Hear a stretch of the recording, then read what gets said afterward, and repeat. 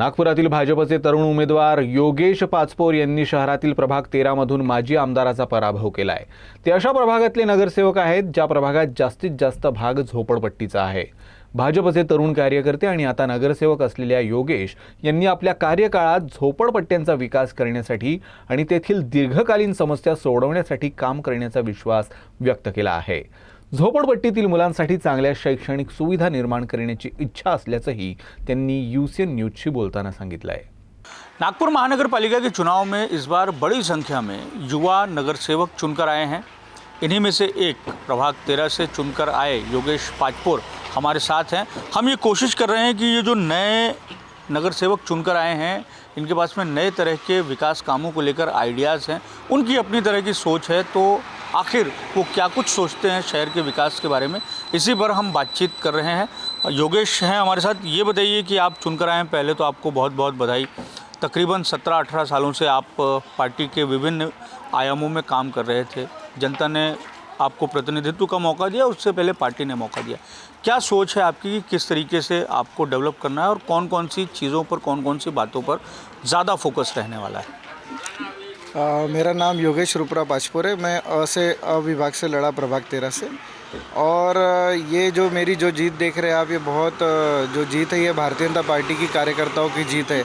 और माननीय परिणय फुके जी ने उन्होंने बोला भाषणों में कि ये मेरा छोटा भाई है, और वो जो काम उन्होंने उस समय बहुत किया था 2007 से लेके जब वो निर्दलीय चुन के आए थे, तो वो ये मेरा छोटा भाई करके दिखाएगा। और जनता ने भी बहुत सराहा और 6000 के मार्जिन से जिताया। और मेरा जो विज़न जो आपने पूछा, मेरा विज़न जो है कि नए एक नगर सेवक सिर्फ गटर लाइन, चेंबर या लाइट्स या रोड के काम ये सब ना करते हुए मैं एजुकेशन और हेल्थ पे ज़्यादा काम करूँगा और युवाओं के रोज़गार के विषय में ज़्यादा काम करूँगा। और बहुत सारी जो चीज़ें माननीय नरेंद्र मोदी साहब है, देवेंद्र फडणवीस जी है, इनकी जो सारी योजना है वो भी अगर हम पहुंचा पाए प्रॉपर तरीके से तो उससे भी जनता का बहुत सारा फ़ायदा होता है।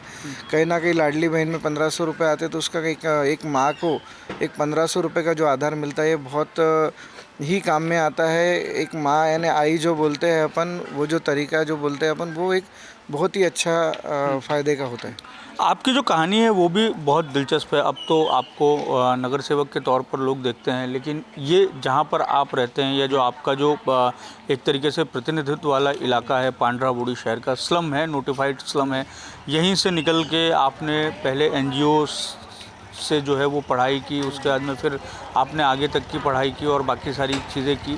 तो किस तरीके की दिक्कतें आपको लगता है कि आप जिस क्षेत्र में हैं वहाँ पर हैं, शहर के स्लम्स में हैं, वहाँ पर बहुत जो है काम किए जाने की ज़रूरत है। आमतौर पर राजनीतिक तौर पर स्लम्स को वोट बैंक की तरह देखा जाता है, लेकिन वहाँ पर विकास की बहुत संभावनाएँ और लोगों के जीवन को बहुत बड़े पैमाने पर व्यापक तरीके से बदलने के अवसर भी हैं।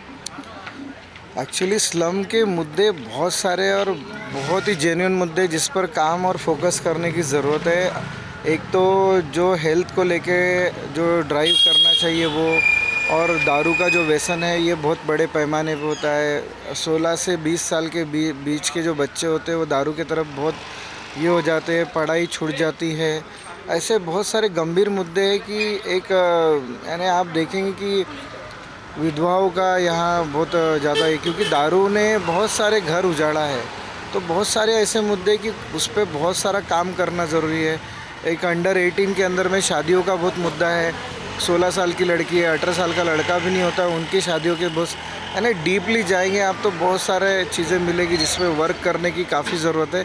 और मैं खुद एनजीओ से पढ़ा हूँ, जिस एनजीओ ने मुझे बनाया, बढ़ाया, और बाद में प्रवीण जी दटके इन्होंने मुझे पार्टी में स्थान दिया, आगे बढ़ाया। और ये सब चीज़ों का कहीं ना कहीं सारा कैलकुलेशन मिला के एक स्लम में काम करने का मज़ा ही कुछ हो रहेगा। और उनका आशीर्वाद रहा नेताओं का, तो मैं बहुत अच्छा काम कर पाऊँगा, इतना मुझे पता है। धन्यवाद हमसे बात करने के लिए। तो ये थे प्रभाग 13 के भारतीय जनता पार्टी के युवा नगर सेवक, जिन्हें हम कह सकते हैं योगेश पाचपोर, जो अपनी योजनाओं को बता रहे थे कि बतौर नगर सेवक वो क्या कुछ काम करेंगे। और चूंकि उनका जो प्रभाग है उसमें बड़े पैमाने पर स्लम्स शामिल है, तो स्लम्स की जो शिकायतें हैं, जो दिक्कतें हैं, वो बता रहे थे और इस पर बड़े पैमाने पर व्यापक तरीके से काम करने की बात कह रहे हैं।